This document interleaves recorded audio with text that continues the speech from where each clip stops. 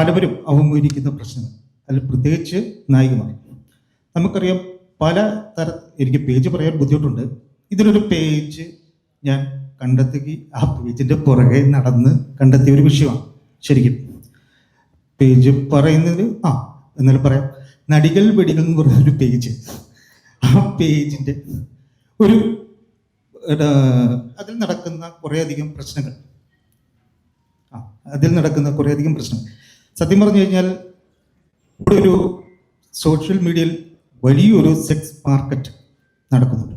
അതിലകപ്പെട്ടു പോകുന്ന, ഇല്ലെങ്കിൽ അതിലേക്ക് വലിച്ചഴക്കപ്പെടുന്ന ഒരു കുടുംബത്തിൻ്റെ കഥയാണ് ശരിക്കും ഈ സബ്ജക്റ്റ്.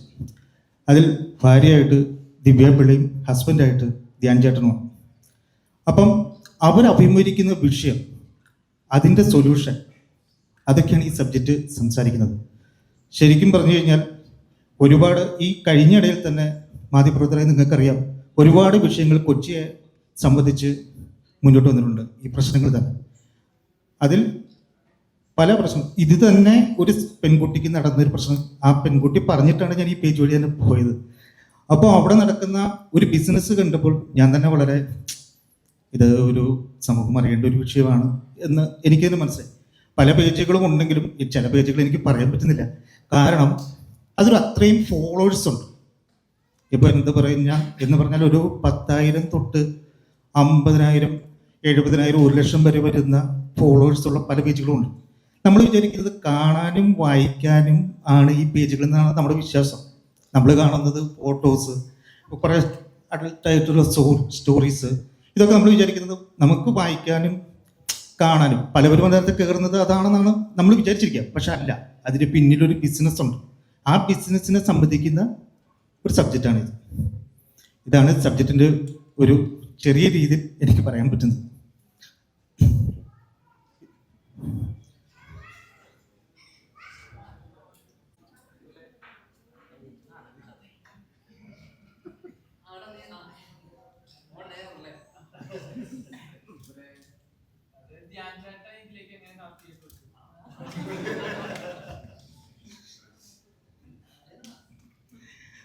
ശരിക്കും പറഞ്ഞാൽ നമ്മുടെ രാജമാണിക്യ സിനിമ പോലെ ഒരു പാതിരാത്രി ചെന്നിട്ട് ചേട്ടൻ ഈ ഒരു സിനിമയുടെ കഥ പറയാൻ വേണ്ടി ചെല്ലുകയാണ്. അപ്പം ചേട്ടൻ നല്ല ഉറക്കത്തിലാണ്. അപ്പം രാവിലെ വരാൻ സുരേഷേട്ടനാണ് പറഞ്ഞത് രാവിലെ നമുക്ക് പോയി കാണാം. ഞാൻ ചെല്ലുമ്പം സ്ക്രിപ്റ്റ് ഓൾറെഡി അയച്ചു കൊടുത്തിട്ടുണ്ടായിരുന്നു. അപ്പം എൻ്റെ കൺട്രോളർ സുരേഷേട്ടനാണ് അയച്ചു കൊടുത്തത്. അത് കഴിഞ്ഞിട്ട് ഞങ്ങൾ രാവിലെ കഥ ഓക്കെ ആണോ എന്ന് അറിയണമല്ലോ. രാവിലെ 9 മണി ആയപ്പോൾ കൂടി ചെന്ന്. അപ്പോൾ നമ്മുടെ ധ്യാൻ ചേട്ടൻ അവിടെ ഷട്ടിൽ ബാറ്റ് വിളിച്ചോണ്ടിരിക്കുക, തടി കുറയ്ക്കാൻ വേണ്ടിയിട്ട്. ഐഡിയുടെ വീട്ടില് അപ്പൊ ഞാൻ ചെന്നപ്പോഴാണ് പുള്ളി വായിച്ചിട്ടൊന്നുമില്ല. 1 മണിക്കൂർ വെയിറ്റ് ചെയ്യുന്നു പറഞ്ഞ് ഞാനും സുരേഷ് ചേട്ടനും പിന്നെ എൻ്റെ ഒരു എഡി ജെറിയുണ്ട്, ഷട്ടിൽ വിളിച്ചോണ്ടിരിക്കുന്നു. ഇല്ല, നമ്മുടെ അവിടെ ഞാൻ വീട്ടിൽ വരുമ്പോ ഞാനും സുരേഷിനും കൂടി വന്നു. ആകെ കിട്ടിയ ഒരു സമയമായിരിക്കും.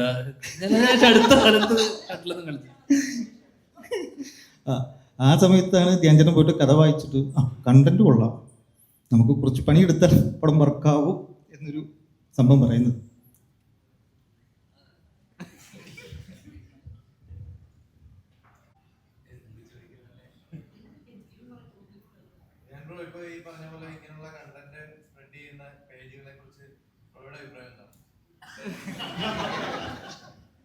വളരെ നല്ല അഭിപ്രായം. അല്ല, ഇതൊരു അവയർനെസ്സും കൂടെ ഈ സിനിമ കൊണ്ട് അതിന്റെ പുറകെ പോവുകയും അതിന് പറയുന്നത് വെച്ച് കഴിഞ്ഞാൽ അതിലൊരു പേജിൽ ഏതൊരു കുട്ടിയുടെ ഫോട്ടോ കാണുകയും ആ ഫോട്ടോ കണ്ടതിന് ശേഷം അപ്പം ഇവര് ചോദിച്ചു ഈ കുട്ടി എന്താ അവൈലബിൾ ആണോന്നോ ചോദിച്ചു. അപ്പൊ അവര് പറഞ്ഞു ഇൻബോക്സിൽ വരാൻ പറഞ്ഞു. എനിക്കൊന്നും ഇതൊക്കെ ഈ ലോക്ക്ഡ് ഗ്രൂപ്പ് ആയിരിക്കും അല്ലേ? ഇതിന്റെ മെമ്പർ ആവാൻ എന്തെങ്കിലും ടെസ്റ്റോ ക്വാളിഫിക്കേഷൻ എന്തെങ്കിലും അപ്രൂവൽ ഒക്കെ വേണ്ട? ഇതുപോലത്തെ സാധനമൊക്കെ അപ്രൂവ് ചെയ്തോളൂ, എനിക്കറിയില്ല. കാരണം ഇപ്പോഴും ഫേസ്ബുക്കിലൊക്കെ ആരിപ്പോ എനിക്കൊന്ന് ഫേസ്ബുക്ക് ഒന്നും യൂസ് ചെയ്യാത്ത കാലമാണ്. ഫേസ്ബുക്ക് മാത്രമല്ല, ഇൻസ്റ്റാഗ്രാമിലൊക്കെ ഉണ്ടല്ലേ, ടെലിഗ്രാം ഗ്രൂപ്പുകൾ, വാട്സപ്പ് ഗ്രൂപ്പുകൾ, നമ്മളിതെല്ലാം പടത്തിൽ അവതരിപ്പിച്ചിട്ടുണ്ട്.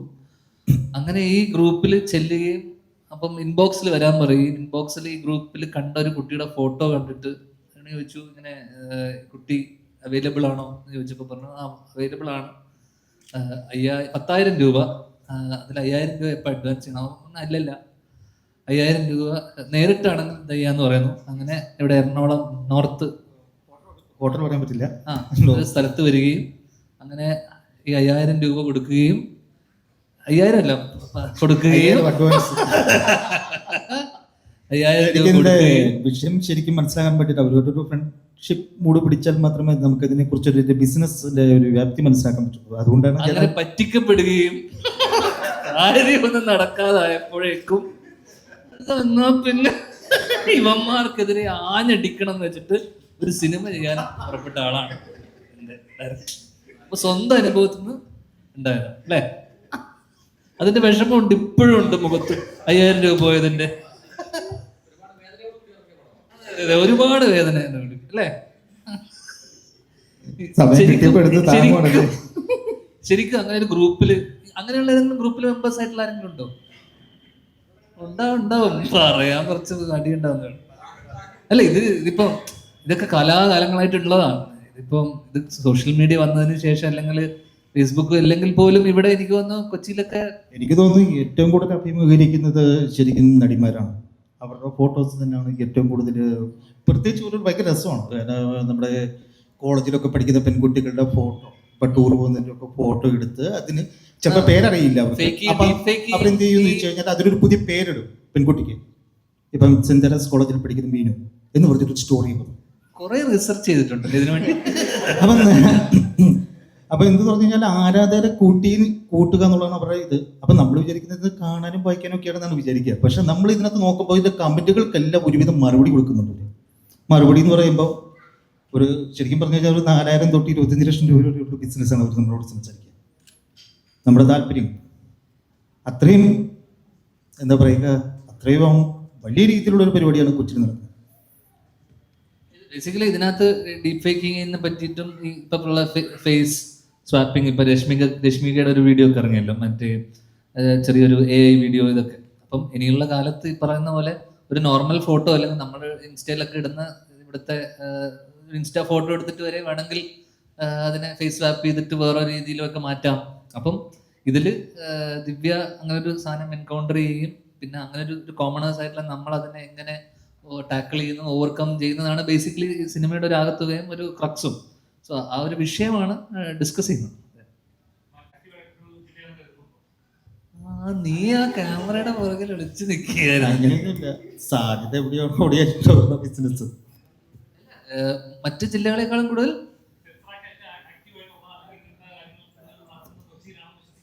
അത് പ്രശാന്ത് കിട്ടുന്നതിന് മറുപടി. ഞാൻ ഇത് എന്താ സംഭവം അറിയാൻ വേണ്ടിയിട്ടായി സിനിമയിൽ അഭിനയിച്ചത്. അതിൽ പറഞ്ഞു കേട്ടതിൽ നിന്ന് ഇത് നിങ്ങളുടെ കഥയാണ്, നമ്മളുടെ കഥയാണ്. പ്രണോദേട്ടൻ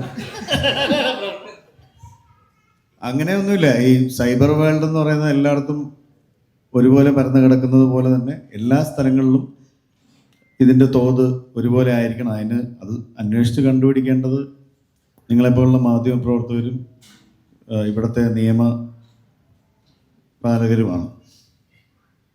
പക്ഷെ ഇത് അറിയാത്തൊരു മേഖല ഇപ്പം അരുൺ പറഞ്ഞപ്പോഴാണ് മനസ്സിലായത്. നമ്മൾ വെറുതെ കണ്ട് വിട്ടുപോകുന്ന പല കാര്യങ്ങൾക്ക് പിന്നിലും വലിയൊരു ബിസിനസ് ഒളിഞ്ഞിരിപ്പുണ്ടെന്നുള്ളത്. അപ്പോൾ അത് എന്തൊക്കെയാണെന്ന് ജനങ്ങൾ തിരിച്ചറിയുന്നത് നല്ലതാണ്. അപ്പോൾ ഇതുപോലത്തെ ഒരു സിനിമ അതിന് പ്രയോജനപ്പെടട്ടെ.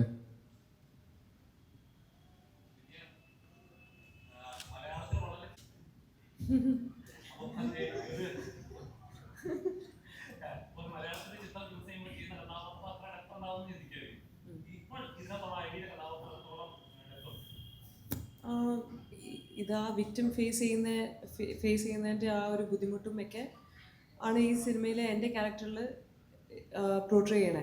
അപ്പോൾ ഐ മീൻ ഇവനെ ഒരു വിക്ടിം ആവുമ്പോൾ അത് സമൂഹത്തിൽ അവരെ എത്രമാത്രം ബാധിക്കുന്നു, അവരുടെ ഫാമിലിയിൽ എത്രമാത്രം ബാധിക്കുന്നു. ഒരാൾക്ക് ചുമ്മാ ഒരു ഫോട്ടോ എടുത്തിട്ട് ഇങ്ങനെ അപ്ലോഡ് ചെയ്യാം, പക്ഷേ what that person goes through, അത് ദാറ്റ് എംബാരസ്മെൻറ്റ് ആൻഡ് എവറിത്തിങ്, അത് ഫേസ് ചെയ്യുന്ന ആൾക്കാർക്കേ അത് മനസ്സിലാവുള്ളൂ.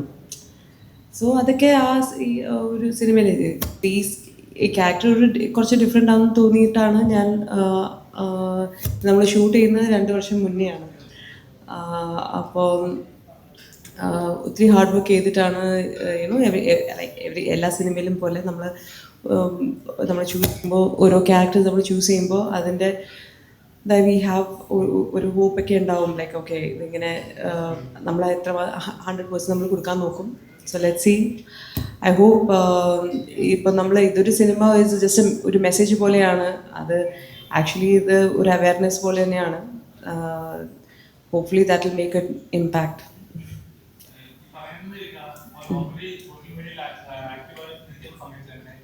ഓൺലൈൻ കമന്റ്സുകൾ അല്ലെങ്കിൽ ഒരു ഫോട്ടോ ഇടുമ്പോൾ അതിനെ കമന്റ്സുകൾ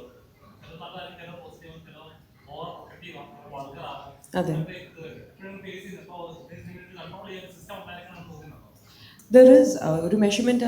അതായത് ഇൻസ്റ്റാഗ്രാമിൽ തന്നെ ഒരു സ്ക്രീനിങ് ഉണ്ട്. ചില വേർഡ്സ് നമുക്ക് ഹൈഡ് ചെയ്യാം. നമുക്ക് ഇഷ്ടമില്ലാത്ത വേർഡ്സൊക്കെ നമുക്ക് വൾഗർ ആയിട്ടുള്ള യുനോ തിങ് നമുക്കത് പ്രിഫറൻസസ് ഉണ്ട്. പക്ഷേ അതും you can to what level can you stop it? എത്രമാത്രം നമുക്ക് സ്റ്റോപ്പ് ചെയ്യാൻ പറ്റും?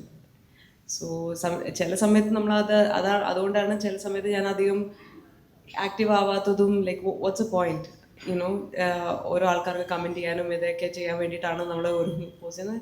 It's not necessary. സോ ഇഷ്ടമുള്ളപ്പോൾ ചിലപ്പോൾ തോന്നുമ്പോൾ ഇൻസ്റ്റാഗ്രാമിൽ പോസ്റ്റ് ചെയ്യും. അല്ലാത്തപ്പോൾ ജസ്റ്റ് ലീവ് ഇറ്റ്. നമുക്ക് കൺട്രോൾ ചെയ്യാൻ പറ്റാത്ത കാര്യമാണ്.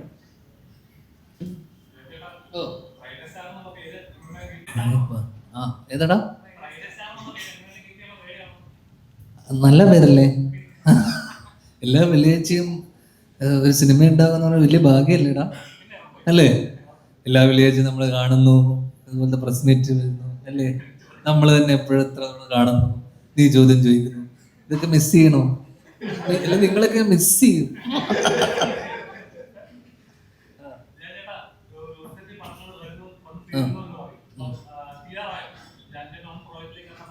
തീരുന്നില്ല. അങ്ങനെ ഒരുപാടുണ്ട്. ഇനി കുറച്ചധികം ഉണ്ട്. തീരും,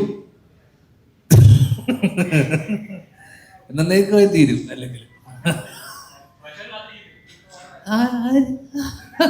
ഏത് അല്ല, ഇനിയിപ്പം എനിക്കൊന്ന് ദിലീപേട്ടൻ്റെ പ്രിൻസ് ഉണ്ട്. ഇത് കഴിഞ്ഞിട്ട് പ്രിൻസ് ആൻഡ് ദ ഫാമിലി, അതാണ് ഇനി അടുത്ത റിലീസ് ഉണ്ടാവുക എനിക്ക് തോന്നുന്നു. പിന്നെ ഇപ്പൊ തുടങ്ങാൻ സോഫിയ വീക്കെൻഡിന്റെ പടം ഡിറ്റക്റ്റീവ് ഉജ്ജ്വലൻ തുടങ്ങാനിരിക്കുന്നത്. അപ്പം അടുത്ത വർഷത്തേക്ക് ഇങ്ങനെ ഇപ്പം ചെയ്തു വെച്ചിരിക്കുന്ന കുറച്ച് പടങ്ങളുണ്ട്. ബബ്ബ കഴിഞ്ഞു. അപ്പോൾ അങ്ങനെ കുറച്ചധികം പടങ്ങളുണ്ട് ഇനി വരാനിരിക്കുന്ന. കോപ്പങ്ങള്, അങ്ങനെ അപ്കേസ്, അങ്ങനെ കുറച്ചധികം പടങ്ങൾ ഇനി ഉണ്ടാവും. എല്ലാ വെള്ളിയാഴ്ചയും ഉണ്ടാവും.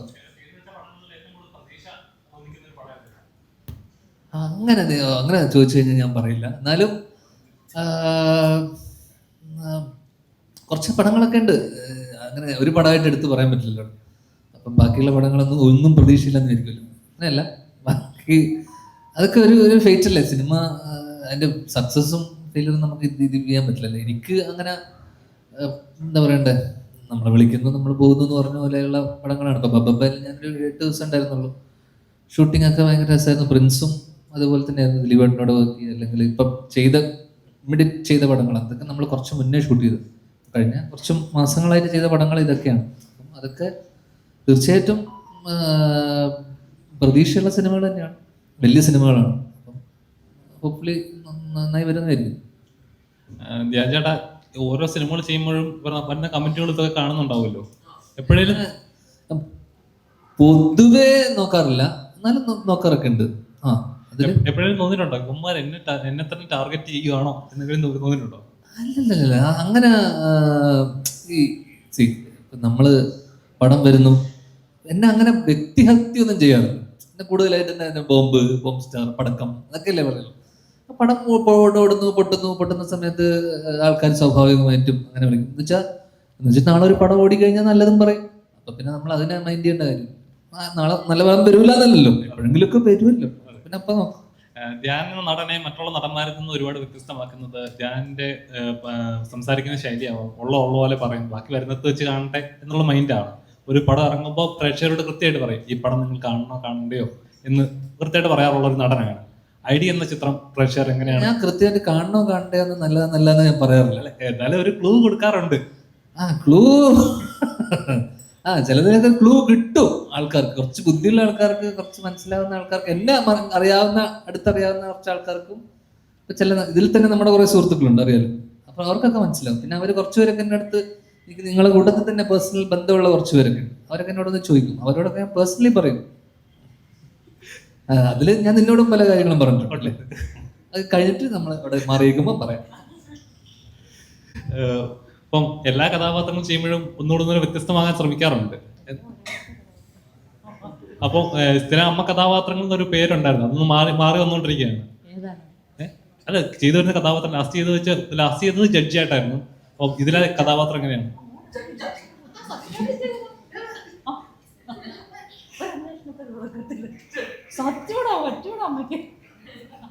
വിശ്വാസം വരത്തില്ലേ? അല്ല, ഭയങ്കര സീരിയസ് ആയിട്ട് കണ്ടു ഞാൻ അതൊക്കെ എങ്ങനെയുണ്ടായിരുന്നു ഹൈദരാലി? ഹൈദരാലി എന്നെ അഭിനയിച്ചിട്ടുണ്ട്. ഹൈദരാലി അതങ്ങനെ. ഹൈദരാലി അതിനകത്ത് ഇടി കൊള്ളുന്ന ഒത്തിരി സീനുണ്ട്. ഒരു അന്വേഷണത്തിന്റെ തുടക്കത്തില് ആണോ അല്ല അറിഞ്ഞു കൊടുത്തറോള എങ്ങനെയുണ്ടായിരുന്നു? പിന്നെ പറ, എന്താ ചോദിച്ചു? ഈ സിനിമയിലെ കഥാപാത്രം അത് തന്നെ എന്നോട് ഈ കഥാപാത്രം അടുക്കള അത്രേ ഉള്ളൂ. അല്ല, എപ്പോഴും നമ്മൾ സംസാരിച്ചപ്പോൾ പറഞ്ഞു കേട്ടിട്ടുണ്ട്, എനിക്ക് വേറെ ഒരു കഥാപാത്രം ചെയ്യാൻ താല്പര്യമുണ്ട്. ഇന്ന് ഈ അടുക്കള പുറത്തല്ലേ അമ്മ കഥാപാത്രം. ഇത് നീ കഴിഞ്ഞ ഇന്റർവ്യൂവിൽ ഇതേ ഇന്റർവ്യൂല്ലേ, പ്രസ് മീറ്റ് ആവാറ്. അതായത് സ്ഥിരം കഥാപാത്രം പോലെ അമ്മ കഥാപാത്രങ്ങളിൽ അടുക്കളപ്പുറത്ത് മാത്രം നിൽക്കുന്ന കഥാപാത്രങ്ങളല്ലാതെ എനിക്ക് വേറെ. അല്ല, നീ അതെന്നോട് പറഞ്ഞേ, ചേച്ചി ഇങ്ങനെ ചെയ്താൽ മതിയോ, കഥാപാത്രം മാറ്റി ചെയ്യേണ്ടത് ആഗ്രഹമുണ്ട്, കിട്ടണ്ടേ. നമുക്ക് ഡിമാൻഡ് ഇടാനൊന്നും പറ്റത്തില്ല. നമ്മൾ തുടക്കം നമുക്ക് കിട്ടുന്ന കഥാപാത്രത്തിൽ എന്തെങ്കിലുമൊക്കെ വ്യത്യസ്തത കൊണ്ടുവരാൻ നോക്കുക. ഞാൻ ഇപ്പൊ കുറച്ച് മുമ്പ് ഇന്റർവ്യൂ പറഞ്ഞു, എനിക്ക് വില്ലൻ വേഷമൊക്കെ കിട്ടും, പക്ഷെ മക്കൾക്ക് ഈ അടുക്കളയിൽ ചോറിനകത്ത് വിഷം ഒഴിച്ച് അതായിരിക്കും എൻ്റെ വില്ലൻ വരാൻ പോകുന്നത്. അങ്ങനെയൊക്കെ വരാൻ ചാൻസ് ഉള്ളൂ എന്ന് പറഞ്ഞായിരുന്നു.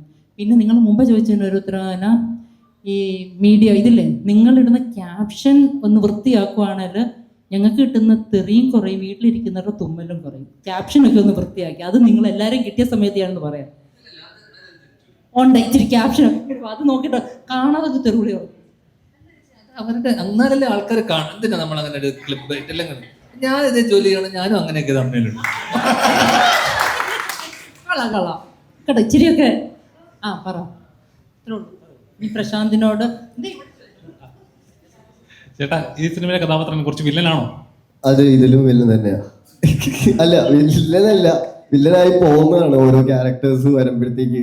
ഫൈനലി ചേച്ചി പറഞ്ഞ പോലെ തന്നെ എനിക്ക് കിട്ടുന്ന ക്യാരക്ടേഴ്സ് ചോദിച്ചു മേടിക്കാൻ പറ്റില്ലല്ലോ. നമുക്ക് വരുന്ന എന്താണോ അത് ചെയ്യാന്നുള്ളതാണ് എൻ്റെ ഉത്തരവാദിത്വം. അപ്പൊ ഇതിനകത്തും സാഹചര്യം കാരണം ഒരു ആന്റി വില്ലൻ പോലെ, ആന്റി ഹീറോ പോലത്തെ ഒരു ഐറ്റത്തിലാണ് വന്നിരിക്കുന്നത്.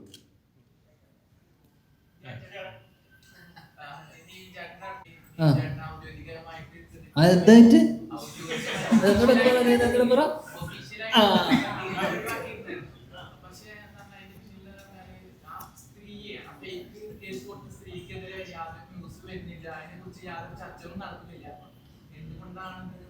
അതെങ്ങനെയാ എനിക്കറിയാം. അതെന്തുകൊണ്ടായിരിക്കും നിനക്കെന്താ തോന്നുന്നേ?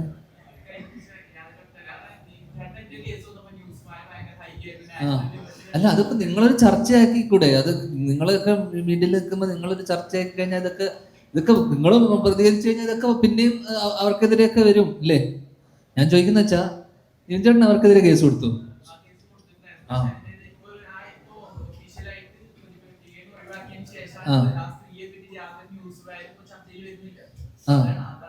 അല്ല, അതിപ്പോ എന്തായാലും അത് എന്റെ ഇപ്പൊ നിവിന്റെ ഇതായതുകൊണ്ട് തന്നെ കുറച്ച് സമയം എടുത്തല്ലോ, ഗ്യാപ്പ് വന്നല്ലോ. അതിന് ശേഷമല്ലേ ഇപ്പം ക്ലീൻ ചിറ്റ് കൊടുത്തത്, കുറച്ച് കഴിഞ്ഞിട്ടല്ലേ.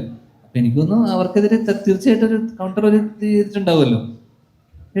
അപ്പോ എനിക്ക് അതിനെപ്പറ്റി അറിയില്ല. ഒന്ന് സ്വാഭാവികമായിട്ടും ഇങ്ങനെ ഒരു സംഭവം, ഒരു ഫേക്ക് ആയിട്ടുള്ള ലിഗേഷൻ പറയുമ്പോൾ നമ്മൾ സ്വാഭാവികമായിട്ടും കൗണ്ടർ അല്ലെങ്കിൽ അവർക്കെതിരെ കേസ് കൊടുക്കേണ്ടതാണ്. അത് പുള്ളി അത് കൊടുത്തിട്ടുണ്ടോ അല്ലെങ്കിൽ എന്താണ് അതിന്റെ സ്റ്റേറ്റസ് എന്ന് എനിക്കൊരു ഐഡിയ ഇല്ല. എന്തെങ്കിലും ഉണ്ടെങ്കിൽ നിങ്ങൾ പറഞ്ഞു അറിയുമ്പോൾ. എനിക്കറിയില്ല. ഞാൻ ഈ വിഷയത്തിനെ കുറിച്ച് ഈ സമയത്ത് ഞാൻ സംസാരിച്ചിട്ടില്ല. ഈ സംഭവം ഉണ്ടായപ്പോൾ ഞാൻ പുള്ളിയുടെ അടുത്ത് ഞങ്ങൾ സംസാരിച്ചിട്ടില്ല. അല്ല, അത് പുള്ളിയുടെ അടുത്ത് ചോദിക്കണം. പുള്ളി നിങ്ങൾ അടുത്ത ഏതെങ്കിലും ഒരു പ്രസ് മീറ്റ് ഒക്കെ വരുമ്പോൾ നിങ്ങൾ ഡയറക്റ്റ് പുള്ളിയുടെ അടുത്ത് തന്നെ ചോദിക്കുന്നതായിരിക്കും. എനിക്ക് അതിനെ കുറിച്ച് അറിയില്ല.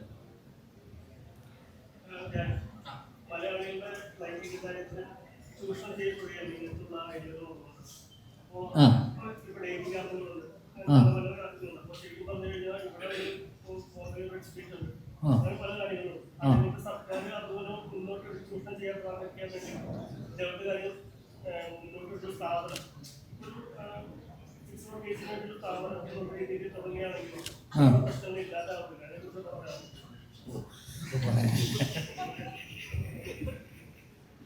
ചേട്ടനെന്ത് തോന്നുന്നേ? ഒരു പരിധി വരെ ഇല്ലാതാവുന്നാണോ തോന്നുന്നേ?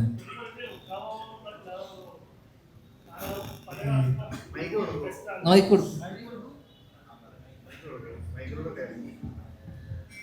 ഇപ്പൊ തന്നെ ബസ് സ്റ്റാൻഡുകൾ, അല്ലെങ്കിൽ റെയിൽവേ സ്റ്റേഷനുകൾ, ഇപ്പോൾ പാലത്തിന്റെ മുകളുകൾ, പാലത്തിന്റെ അടിയിൽ, അങ്ങനെയൊക്കെ നമ്മൾ പല പല റേഡിയസ് പോകുമ്പോൾ സുരക്ഷിതരല്ല എന്ന് നമുക്ക് തോന്നുന്നുണ്ട്.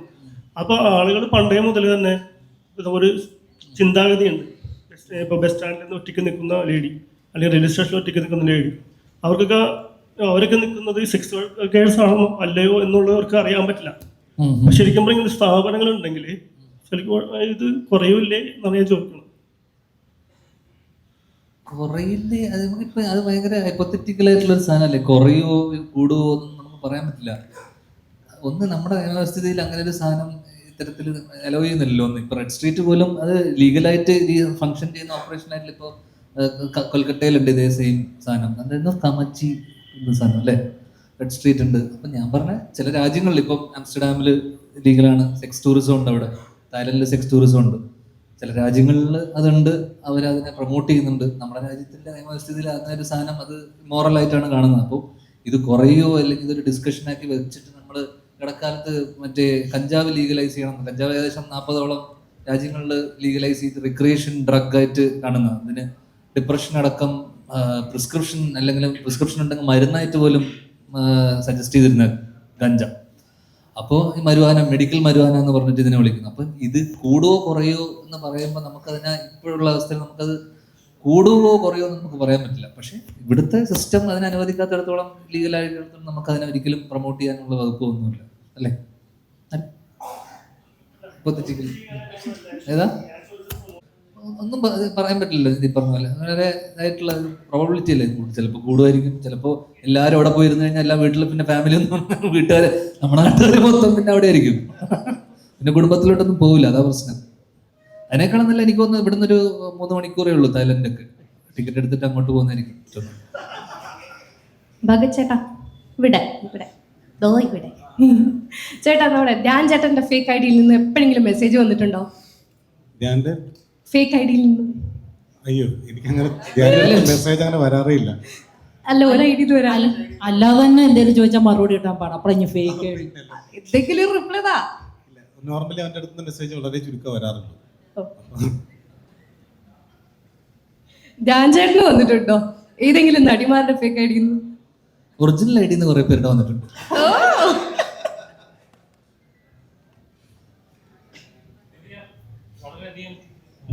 കഥാപാത്രങ്ങൾ വെച്ചു ദിവ്യാണല്ലോ ഫുൾ ടൈം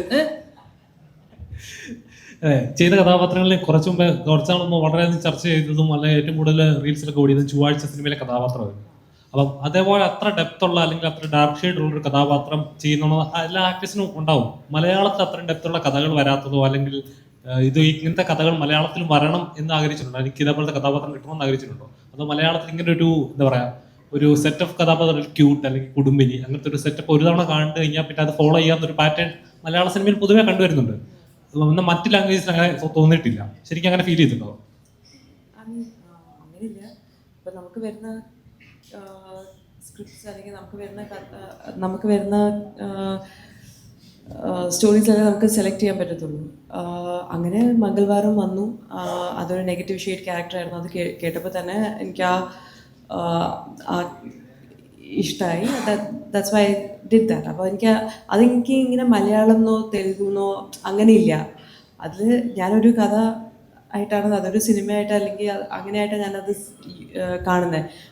പക്ഷേ ഐ വോണ്ട് കൂടുതലും എന്നും അത് പറഞ്ഞാലും മലയാളത്തിലും എനിക്ക് ആഗ്രഹമുണ്ട് നല്ല ഡെപ്തുള്ള ക്യാരക്ടേഴ്സ് വരാനായിട്ട്.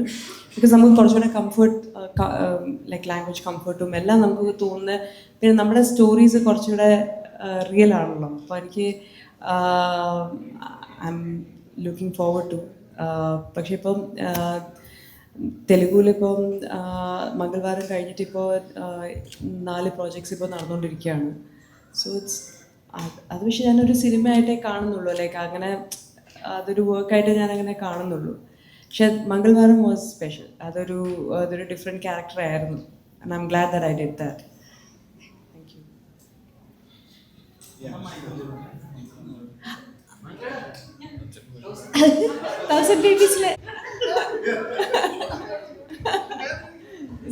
Surprise gift.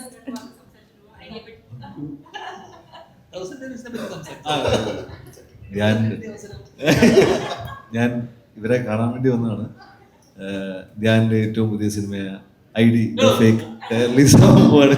എല്ലാവിധ സപ്പോർട്ടുകളും ഉണ്ടായിരിക്കണം. ഒരുപാട് സന്തോഷത്തോടെ വരാൻ പറ്റിയതിൽ. നമ്മുടെ സുഹൃത്തുക്കളാണ് ഈ സിനിമ, അതിൻ്റെ പ്രൊഡ്യൂസർ നമ്മുടെ സുഹൃത്താണ്. ആൻഡ് നമുക്ക് ഒരുപാട് വേണ്ടപ്പെട്ട ആൾക്കാരോടുണ്ട്. അപ്പം അങ്ങനെ വെറുതെ ഒന്ന് പാളിയത് വഴി വന്നാണ്. നിങ്ങൾ വളരെയധികം ചോദ്യങ്ങൾ ചോദിച്ച് ധ്യാനിനെയും എനിക്കൊന്ന് മലയാള സിനിമയുടെ എല്ലാ പ്രശ്നങ്ങളും ഇപ്പോൾ ചർച്ച ചെയ്ത് കഴിഞ്ഞു തോന്നുന്നില്ല. ഇല്ല, ഒരുവിധം അത്യാവശ്യ പ്രശ്നങ്ങളെ പറ്റി കഴിഞ്ഞു തോന്നുന്നു. 1000 ബേബീസ് കണ്ട് സ്വീകരിച്ച എല്ലാവർക്കും നന്ദി, താങ്ക് യു. എനിക്ക് ഇങ്ങനെ ഇവിടെ വീണ്ടും വർത്താനം പറയാൻ ഒരു അവസരം തന്നതിന് വളരെ നന്ദി. അപ്പോൾ നിങ്ങളുടെ പ്രൊമോഷൻ ഗംഭീരമായിട്ട് നടക്കട്ടെ.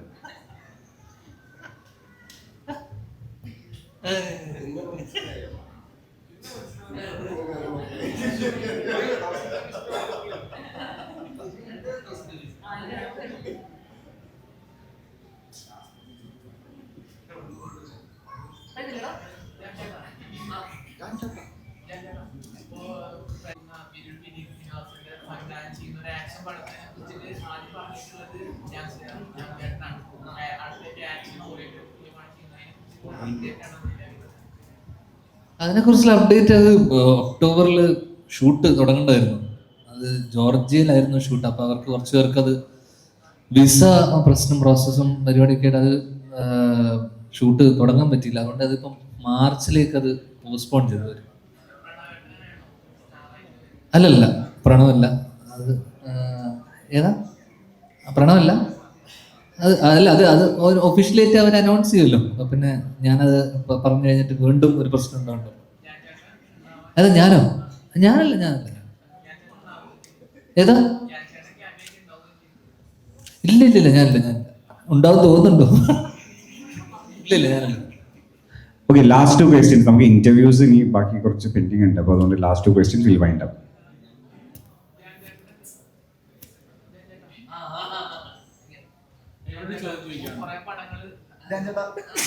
നേരത്തെ പുള്ളി പറഞ്ഞിട്ടുണ്ടായിരുന്നു, ചേട്ടൻ മറുപടി പറഞ്ഞിട്ടുണ്ടായിരുന്നല്ലോ, പുള്ളിയുടെ 5000 രൂപ പോയതുകൊണ്ടാണ് ഈ പടം എടുത്തതെന്നുള്ളത്. 5000 രൂപ പോയിട്ടില്ലെന്ന് ചേട്ടൻ പടം എടുക്കുമായിരുന്നു? ഒരിക്കലില്ല.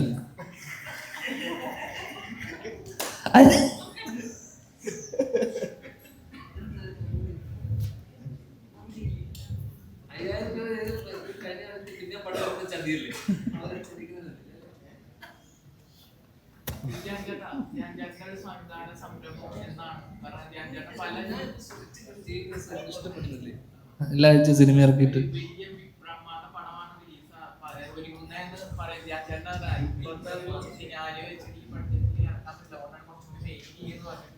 ഞാൻ പറഞ്ഞായിരുന്നല്ലോ, ആരുടെ, വിഷ്ണുവിന്റെ അടുത്ത്.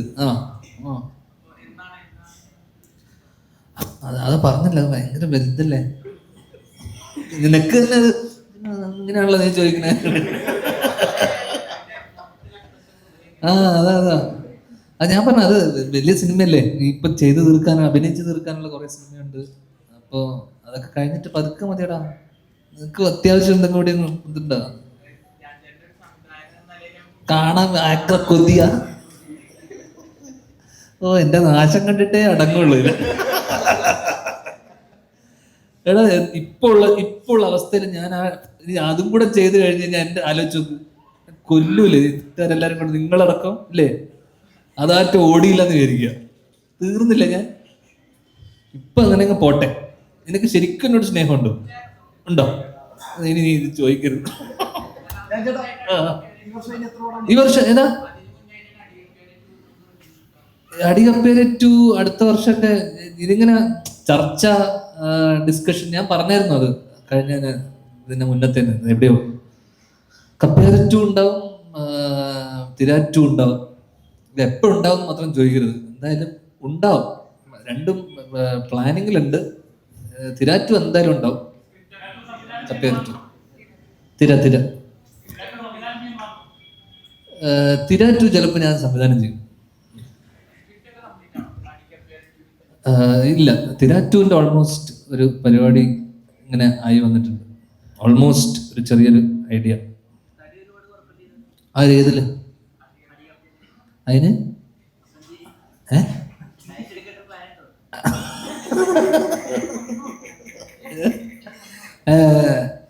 അത് ആ സമയമാവട്ടെടാ. അപ്പൊ കുറക്കൂലേ? ഇല്ലേ? കുറക്കൂ. പ്രമോദന്റെ പ്രസ് മീറ്റ് നടക്കുമ്പോൾ 8 പേരിൽ കുറയാതെ വേണമെന്ന് ഇവരോട് പറഞ്ഞതുകൊണ്ട് എന്നെ എണ്ണം തയ്ക്കാൻ ഇങ്ങനെ നിർത്തിയിരിക്കാന്ന് ഞാൻ ആദ്യം കരുതി. പിന്നെ ഞാൻ ഓർത്ത് നമ്മുടെ നാട്ടിലേക്ക് തേങ്ങ ഇടാൻ വരുമ്പോഴേ തേങ്ങ ഇട്ട് കഴിയുമ്പോൾ 500 തേങ്ങ എണ്ണി മാറ്റി തിരികട 4 ഇട്ട് കൊടുക്കും. അങ്ങനെ ഇടാൻ വെച്ചിരിക്കാന്നാണ് ഞാൻ ആദ്യം കരുതി. അതുകൊണ്ട് ഇവരോട് പറഞ്ഞു. വളരെ സന്തോഷം. അപ്പൊ 5-6 സ്ഥലത്ത് ക്ലിയർ ചെയ്തതാണ്. വളരെ സന്തോഷം. ഇതിനകത്ത് ഒരു നല്ല സീൻ ഇങ്ങനെ ഒന്നിച്ച് അഭിനയിക്കാൻ പറ്റി. വലിയ സന്തോഷം. എന്താ പറയുന്നത്, ഈ സിനിമ ഒരു നല്ല സിനിമയായിരിക്കാം. ഉറപ്പായിട്ടും നമുക്ക് നിങ്ങളുടെ ജീവിതത്തിലെ 2 മണിക്കൂർ വേണ്ടി മാറ്റി വെക്കുമ്പോൾ ഒരു നല്ല സിനിമ. അത് നമുക്ക് ഇങ്ങനെ ഇതിനു മുമ്പും അല്ലെങ്കിൽ മുന്നോട്ടുള്ള കാലത്തിൽ ഈ സിനിമയിലൂടെ നമുക്ക് ഇതിനെതിരെ ഇങ്ങനെ ഞങ്ങൾ പ്രതികരിച്ചു എന്ന് പറയുന്ന ഒരു കൂട്ടത്തിൽ ഞാനോട് ചേർന്ന് നിൽക്കുന്നു എന്ന് പറയാം. മനസ്സിലായി കാണുമെന്ന് വിചാരിക്കുന്നു. എല്ലാവരും സന്തോഷം. മുന്നോട്ടൊപ്പം ഉണ്ടാകണം കേട്ടോ. ഞങ്ങൾ ഇത്രയും പേരും കുറേ സംസാരിച്ചേ. നിങ്ങൾ ഈ സോഷ്യൽ മീഡിയയിലൊക്കെ എഴുതുമ്പോൾ ഭയങ്കരമായിട്ട് തകർത്തെഴുതുമല്ലോ. ചോദ്യം ചോദിക്കാനൊന്നും ഇല്ലേ നിങ്ങളുടെ? ഇത്രയും പേര് 3-4 പേരെ ചോദിക്കും. ബാക്കിയുള്ളവരൊക്കെ എന്നെ എടുക്കാൻ വന്നിരിക്കുക. ചോദിക്കുക, ആവശ്യമില്ലാത്തൊക്കെ ചോദിക്കുക. അപ്പോൾ ആവശ്യമില്ലാത്തൊക്കെ പറയാം. ഓക്കെ, അപ്പോൾ സന്തോഷം. സിനിമ എല്ലാവരും പോയി കാണുക, വിജയിപ്പിക്കുക. Okay, thank you everyone. All the best for. പ്രൊഡ്യൂസറിലൂടെ വരാൻ പറ്റിയില്ല. നമ്മുടെ ഈ പടത്തിൻ്റെ പ്രൊഡ്യൂസർ മുഹമ്മദ് കുട്ടി എന്നാണ്. എനിക്ക് അവസരം തന്ന മുഹമ്മദ് കുട്ടിക്ക് പ്രത്യേകിച്ചൊരു നന്ദി പറയുന്നു. എല്ലാവരും ഇവിടെ പങ്കെടുത്ത മാധ്യമപ്രവർത്തകർക്ക് എല്ലാവർക്കും എൻ്റെ നന്ദി. നമസ്കാരം.